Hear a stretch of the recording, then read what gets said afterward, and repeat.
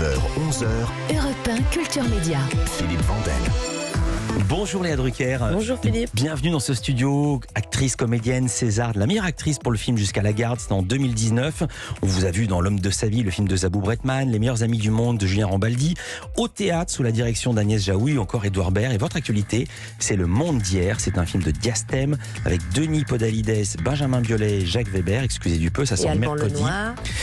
Vous avez raison. Vous incarnez une présidente de la République. C'est donc une fiction. Mais on a aussi l'impression que tout est vrai dans le film, voire prémonitoire.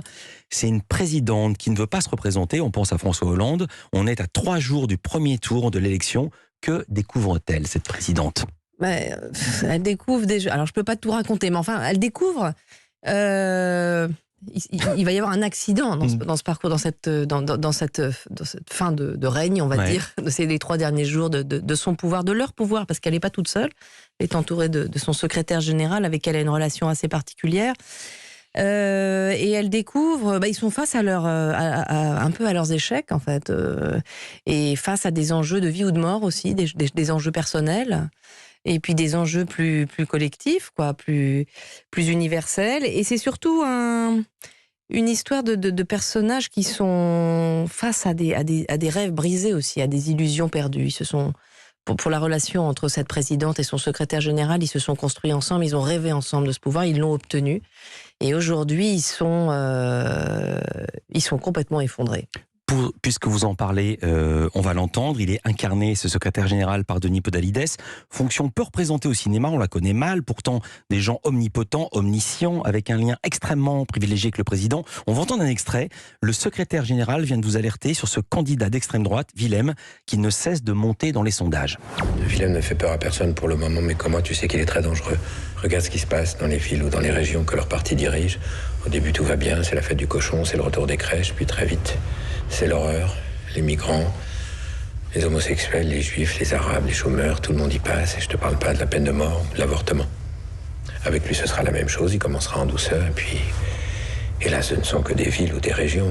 Il a des comptes à rendre, alors imagine quand il n'aura plus de comptes à rendre. Tais-toi. Écoute-moi, Elisabeth, écoute-moi. Ce que je suis en train de te dire est terrible, mais il n'y a rien d'autre à te dire. C'est la seule solution. Je te dis qu'il va être élu. Tu ne m'as rien dit, rien. La Russie, la Turquie, le Brésil, l'Amérique, je te parle pas des pays islamistes, de la Corée du Nord, de la Chine, de Cuba, la Pologne, la Hongrie, l'Autriche, les Tchèques et les Slovaques, le Brexit, demain probablement l'Allemagne, l'Italie, la Finlande, la Belgique, la Hollande, et donc aujourd'hui la France. Vous le dites, tais-toi, c'est pas la première fois que vous jouez dans un film qui traite de la politique. Si je suis bien informé, vous serez même ministre dans une série qui va arriver sur Arte, c'est ça ? Oui. Qui s'appelle Sous contrôle. Qu'est-ce qui vous a intéressé dans ce rôle de présidente ? Alors, ce qui m'a intéressé, d'abord, c'est de retravailler avec Diastème, avec qui j'avais fait son premier film, qui s'appelait Le bruit des gens autour. Et puis, c'était un film noir, c'était construit comme un thriller. Il y avait quelque chose de très... à la fois de ce genre-là et à la fois de très romanesque, presque un film romantique, je dirais. Mmh. Et il y avait la construction de ce personnage qui était un défi pour moi, qui était quelque chose... Défi ? Oui, c'était un défi. Je veux dire pourquoi ? Parce que Diastème dit exactement l'inverse de vous. Il dit « choisis Léa parce qu'elle a une autorité naturelle ». Alors c'est probablement vrai, bien que j'exerce pas cette autorité-là. Mais vous, le défi, c'est ça, c'est d'arriver à vous mettre dans la peau d'une présidente et d'être crédible ce que vous êtes. Dans cette fonction-là, oui. En plus, c'est vrai que j'ai toujours cette image un petit peu qui m'impressionne, des gens qui ont des parcours des parcours universitaires. Ils ont fait bac plus 12, enfin je sais pas, ils ont la maîtrise du débat, ils ont une façon de s'exprimer du verbe, quelque chose que vous dites que je trouve fascinant. J'ai fait un mix de femmes intimidantes, Ursula von der Leyen, Angela Merkel, Simone Veil, Elisabeth Guigou.